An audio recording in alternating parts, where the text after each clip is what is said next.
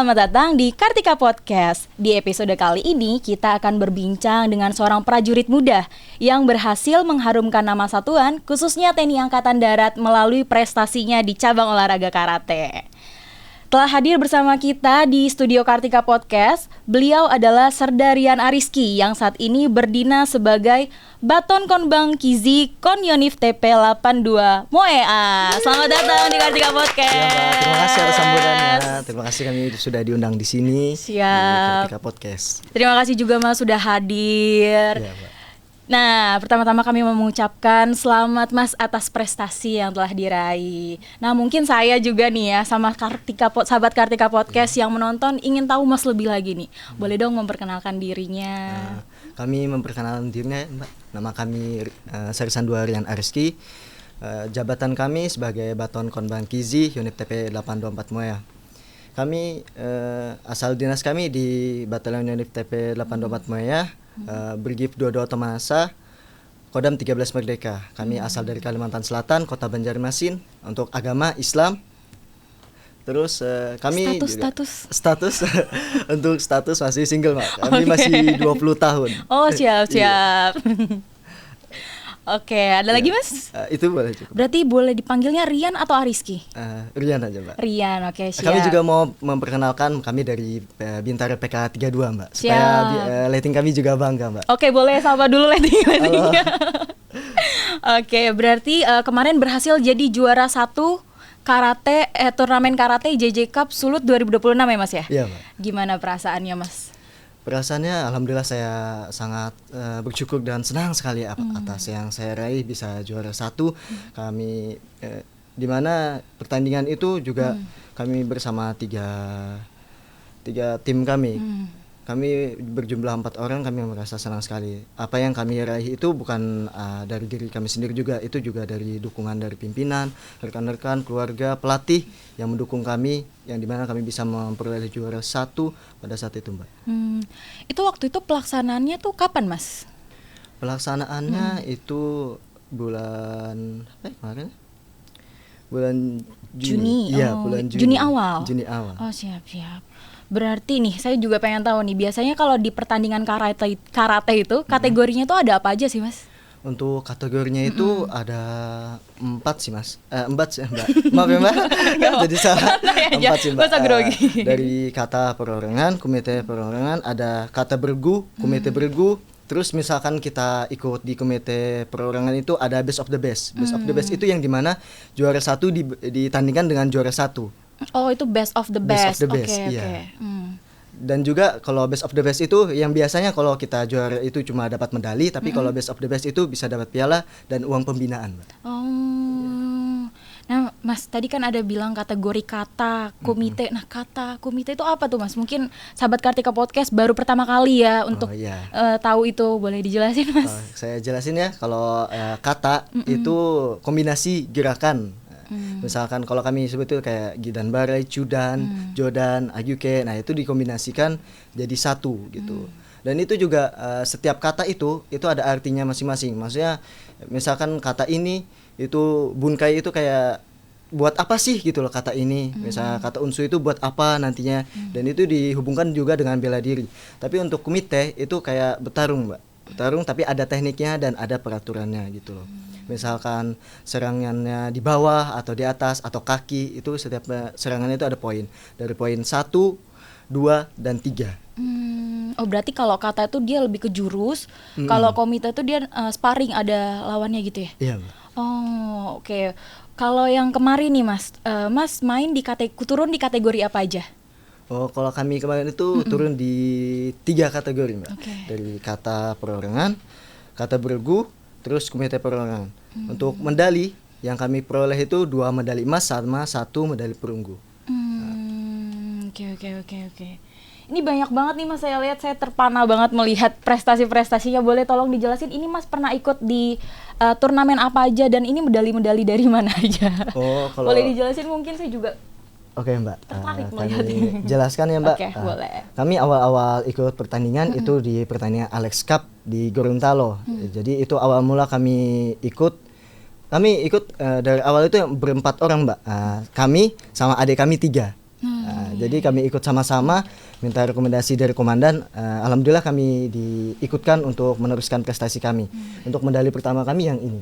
Oh, boleh ditunjukin Mas? Oke, boleh tunjukin ke kamera.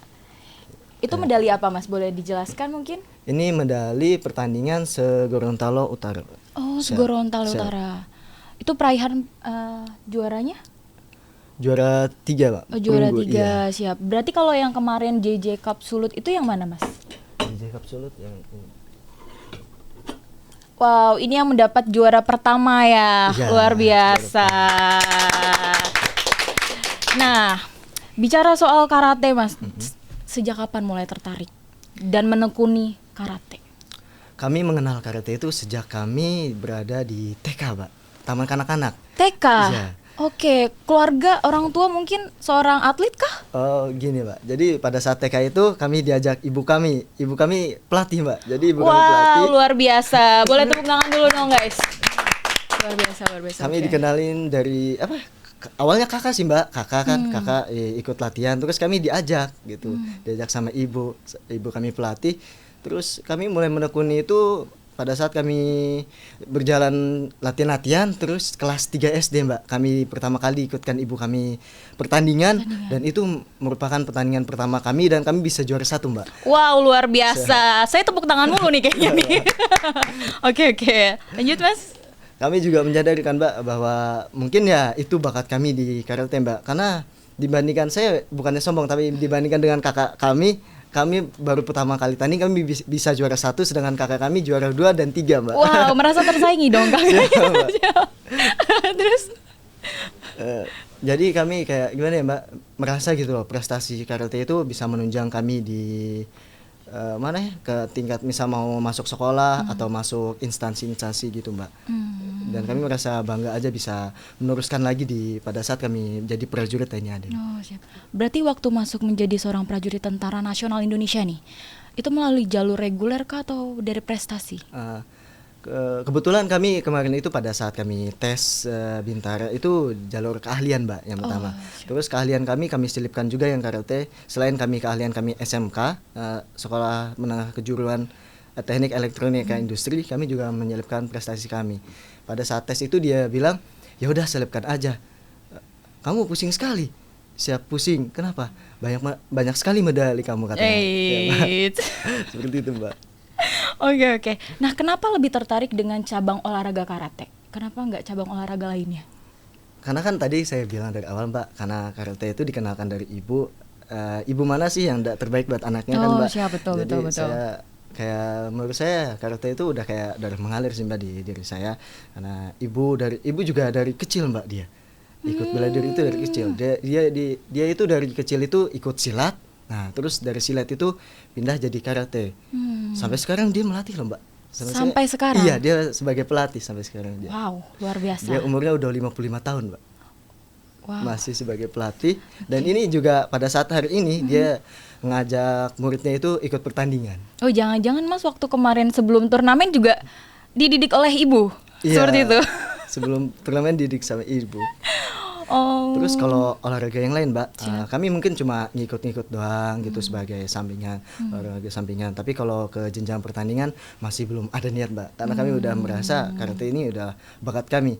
Dan kami merasa juga Mbak, kayak setiap latihan itu kayak, kalau bisa lebih lagi gitu Mbak. Kayak jadi penyemangat bagi kami karate. Siap. Oke, berarti nih Mas, udah berapa kali ikut kejuaraan nih Mas? Kalau kami ya udah mungkin puluhan kali Mbak ikut kejuaraan. Karena kan kami dari kelas usia dini terus sampai senior, sampai sekarang juga jadi prajurit itu meneruskan prestasi kami. Mungkin udah banyak sekali Mbak, dari jenjang kabupaten, kota, provinsi sampai nasional kami pernah ikut Mbak. Oke, berarti dari kabupaten, kota, provinsi udah dilalui ya. Iya. Yang mana yang paling berkesan Mas? Mungkin yang paling berkesan bagi kami itu apabila kami kan seleksi untuk kejuaraan nasional, kami terpilih Mbak jadi seleksi itu jadi bangga sih kami. Ada rasa bangga, jadi kesannya tuh nyampe banget ya. Oke. Kami selain juga lolos kan kejuaraan nasional, kami juga di mana kami sebagai prajurit kami dipercaya oleh komandan untuk bisa meneruskan prestasi dan membawa nama satuan Terus kami kemarin itu juga pada saat kami membawa nama satuan yang TP 824 Maya, kami bisa juara 1 umum, Mbak. Wow, luar biasa. Oke. Bukan kami 4 orang aja sebagai prajurit, kami juga mengundang sipil buat ikut membawa nama batalion. Makanya kami sama pelatih kami menghadap komandan untuk membawa nama batalion, dan komandan ACC dan komandan percayakan pada kami bahwa kami bisa juara 1 umum, Mbak. Wow, luar biasa, luar biasa. Oke. Nah, nih Mas, saya tertarik juga nih Mas. Mas kan seorang prajurit sekaligus atlet karate. Gimana cara bagi waktunya, Mas? Sebagai prajurit itu kan sebagai prioritas kami sebagai prajurit, dengan cara bagi waktu kami ya pada saat kami selesai melaksanakan kedinasan kami baru mulai latihan, Mbak. Dan itu juga kami harus dokumentasi dulu, dokumentasi pulang juga dokumentasi, supaya apa ya, datang pergi aman pulang aman. Oke. Dan juga kami juga tidak melepas kedisiplinan kami dalam manajemen waktu, terus ketepatan kami dalam latihan, terus waktu istirahat kami juga. Pembagian waktu untuk berlatihnya berarti di malam hari ya, Mas ya? Iya, Mbak. Itu berapa jam, Mas? Mungkin ya sampai 1, 2, 3 jam, Mbak. Oh, 1, 2, 3 jam. Kalau kami biasanya kalau bisa misal ditambah-tambah kan, Mbak, untuk latihannya mungkin dari sore, Mbak, jam 4, pulangnya itu jam 9. Wow, oke. Nah, itu dilatih oleh latihan sendiri kah atau ada pendampingan khusus gitu atau bagaimana? Kalau kami pertandingan awal-awal kami cuma latihan sendiri-sendiri, Mbak. Tapi setelah ada adik kami itu punya pelatih, dia kenalkanlah sama pelatih itu. Dan kami sampai sekarang sama pelatih itu, Mbak. Oh, oke. Nah, biasanya kalau latihan gitu juga ada momen gabung sama sipil kah, Mas? Iya, Mbak. Kalau sama pelatih kami langsung gabung sama sipil. Oh, siap. Oke. Nah, seberapa besar, Mas, menurut Mas dukungan satuan dalam menunjang prestasi Mas di cabang olahraga karate? Kami sangat bersyukur, Mbak. Mungkin itu udah besar sekali, Mbak, dukungan dari Luar komandan biasa. kami, Komandan Letnan Kolonel Infanteri Anjas Suryana Putra. Itu pada saat kami mau pertandingan kan, Mbak, kami difasilitasi alat untuk tanding. Terus kemarin juga buat kami berangkat ke tempat pertandingan dikasih transportasi. Terus apalagi, Mbak, kami ingat kata motivasi komandan itu, juara itu cuma pertama, 2, 3 itu cuma urutan. Wow. Jadi apabila kami memperoleh juara 1, apapun yang kami inginkan, komandan itu tidak lihat budgetnya berapa, Mbak. Jadi kayak kami kemarin juara 1 kan, Mbak, itu kami minta sabuk buat tanding. Harganya lumayan, Mbak, 2 juta. Jadi langsung dia belikan pada saat itu juga, pada saat kami minta. Dan juga ada lighting kami, itu dia atletik, dia langsung dibelikan sepatu, Mbak. Kalau enggak salah sepatunya sama 2 juta. Luar biasa, sangat didukung Iya, ya. Mbak. Oke. Terus juga kalau misalkan juara 2, juara 3 itu komandan itu kan karena itu urutan jadi cuma dikasih uang pembinaan, Mbak, sama sertifikat. Kalau kami yang juara 1 itu dikasih lebih, Mbak. Supaya apa, Mbak? Supaya yang juara 3, juara 2 dan juara 3 itu termotivasi supaya Terpicu supaya bisa jadi juara 1. Dan pada saat kunjungan ini dan beri gift dan pangdam, Mbak, setiap kunjungan itu beliau manggil yang berprestasi, Mbak. Pada saat itu setelah dipanggil langsung dikasih uang pembinaan. Dan itu menurut kami sebuah dukungan atau semangat buat kami meningkatkan prestasi selanjutnya, Mbak. Wow, luar biasa. Nah, Mas, kira-kira adakah target atau cita-cita yang pengen dicapai baik sebagai seorang prajurit maupun sebagai atlet? Kalau kami sebagai prajurit, seperti biasa kami ingin mengharumkan nama satuan lebih tinggi lagi, Mbak. Kayak dengan prestasi kami mengabdikan dengan cara seperti itu juga sebagai tugas kami sebagai atlet batalion. Dan kami juga berharap, Mbak, apabila kami bisa membawa nama satuan dan juga diberikan kesempatan untuk membawa nama TNI AD ke jenjang nasional sampai jenjang internasional. Terus kalau kami sebagai karate, Mbak, target kami ingin karate ini sebagai acuan atau motivasi bagi sipil walaupun dan juga prajurit, Mbak, untuk bisa meningkatkan prestasi seperti kami juga. Dan terus cita-cita kami juga dan target kami apabila prestasi kami terus meningkat, kami ingin bisa cepat-cepat sekolah Mbak. Wah, Cepat. oke, Dan amin juga- ya semoga. Dan juga apabila kami juga prestasi kami menunjang sekali, kami ingin sekali Mbak bisa Satgas luar negeri Mbak. Luar biasa. Siap. Oke. Kalau gitu saya mau tahu nih, kunci dan tips suksesnya Mas Rian itu apa? Kunci dan tips sukses bagi kami itu yang pertama jaga ibadah Mbak. Ibadah itu sangat penting. Terus doa dan dukungan dari orang tua, keluarga, pimpinan, rekan-rekan, orang-orang sekitar kita. Karena apa Mbak? Atas doa dan dukungan mereka lah kita bisa berhasil dan sukses seperti sekarang ini. Terus jangan sampai ada rasa malas, lebih rajin lagi untuk latihan, semangat, dan pantang menyerah Mbak. Luar biasa. Nah, dari sekian banyak prestasi yang telah Mas jalani nih, adakah momen di mana Mas tuh gagal dalam kejuaraan seperti itu? Kalau gagal pasti ada sih Mbak. Sebagai atlet itu pasti ada kegagalan. Apalagi kami kan dari kelas usia dini sampai senior. Kegagalan kami pertama itu pada saat kami O2SN SMP. Ya.